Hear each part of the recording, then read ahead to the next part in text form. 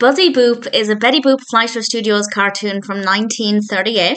This is directed by Dave Fleischer and Dave Tendler, with a voice cast including Jack Mercer and Kate Wright as Betty Boop. And this introduces, well, I say introduces, this is my introduction to the character of Buzzy Boop. I'm assuming based on the title, this is the first time we meet the character, but feel free to correct me if that's not right. And Buzzy Boop is Betty Boop's younger cousin.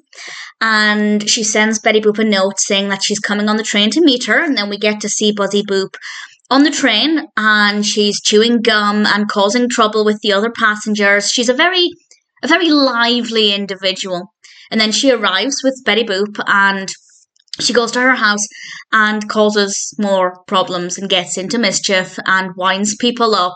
And that's basically the premise. I don't want to go into any more specific details than that, as I don't want to give away too much, but I will say there's a lot of variety.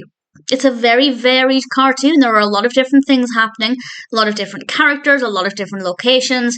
I particularly liked the train. I quite like trains in animation. I don't know why. Well, I like them in general, but in animation I'm particularly a fan of them as a setting, and this worked really well. And obviously when we're at Betty Boop's house, that's well animated. We're outside a lot. So there's a lot to look at. There's a lot going on.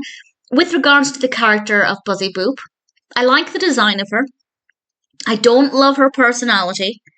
I think she's a little bit irritating, a little bit too irritating for my liking, but that didn't mean I didn't enjoy this. And if she ever comes up again, which she might, I think she does. I have a vague recollection of seeing it, or seeing the title of another Betty Boop cartoon with her name in it. Then I don't mind.